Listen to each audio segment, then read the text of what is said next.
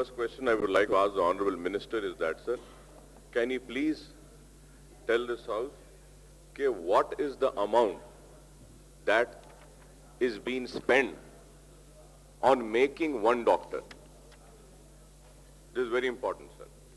And what is the bed strength for one student, sir? And sir, third question, what is the total expenditure incurred on one medical college, sir? Because these are very necessary, sir. And also I would like to know, sir, what are the total fees collections which are collected from the students? What is per student fees collected in the government colleges and in the private colleges, sir? And sir, last question is that, sir, through you, which I want to make a request to the government is that, sir, we have government colleges, sir. We have private colleges, sir. In private colleges, we have two set of colleges. So one is minority institution and another is a non-minority institution, sir. Sir, in non-minority institutions, there is three categories, sir. Non-minority institution, A, B and C, sir. In minority, there are two categories, sir, A and B, sir. Sir, A category and B category non-minority institution is an MSET category, the seats allotted by the competent authority, sir. In minority institutions, there is only one category, that is A, which the seats are allotted on MSET basis, sir. Sir, the fees reimbursement is eligible only to A category, sir.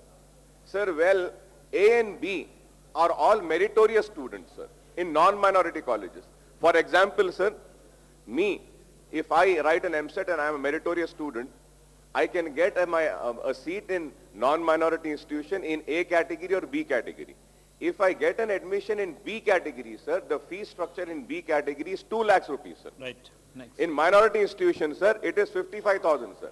What I do is, sir, I forfeit my seat in B category of non-minority institution because, one, I don't get the fee reimbursement. The second is that, sir, the fees is higher, sir. 2 lakhs rupees. If I forfeit my seat in non-minority institution and I go in minority institution, I pay only 55,000, sir. And my fees also reimbursed by the government. So this disparity and the difference needs to be rectified, sir. In all private colleges, let us have only two categories, A and B, so that a meritorious student do not lose their seat, sir.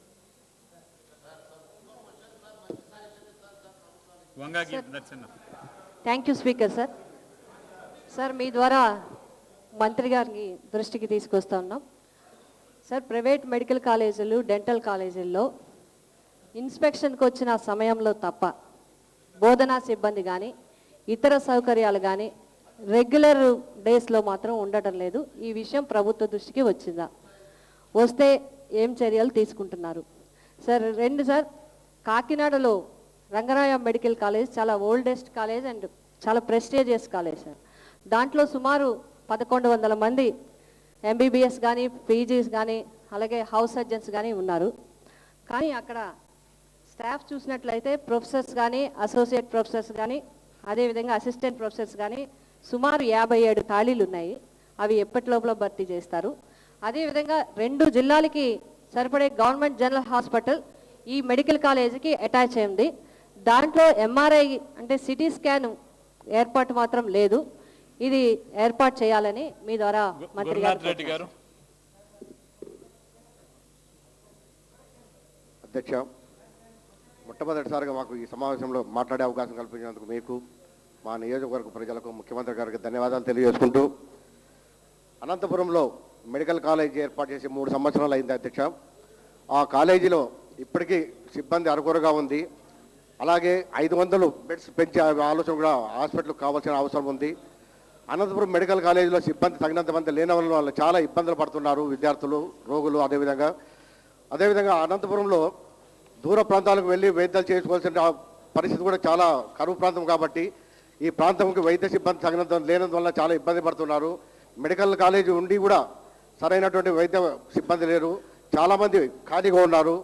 దాదాపు 70 మంది ప్రొఫెసర్లు ఖాళీగా ఉన్నారు. వాటిని వెంటనే వాళ్ళని భర్తీ చేయాల్సిందిగా ప్రభుత్వాన్ని కోరుకుంటూ, అక్కడ నుంచి ట్రాన్స్ఫర్ చేసే వాళ్ళకి ఆల్టర్నేటివ్ లేకుండా ట్రాన్స్ఫర్ చేసే వల్ల ఇబ్బంది కలుగుతుంది.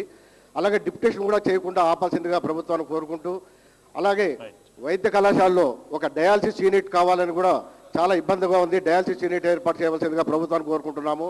అనంతపురం చాలా కరువు ప్రాంతంతో కూడినటువంటి జిల్లా కాబట్టి అక్కడ నుండి వెళ్ళాలంటే రోగులకు అక్కడ బెంగళూరుకు వెళ్ళాలన్నా 200 కిలోమీటర్లు, ఇక్కడ హైదరాబాద్కి రావాలన్నా 300 కిలోమీటర్లు, తీవ్రమైనటువంటి అసౌకర్యాలకు గురవుతున్నారు. కాబట్టి దయచేసి మెడికల్ కాలేజీని అన్ని విధాలుగా అభివృద్ధి చేసే విధంగా ప్రభుత్వం ఏర్పాటు చేయవలసిందిగా కోరుకుంటూ సెలవు తీసుకుంటాను. కిషన్ రెడ్డి గారు.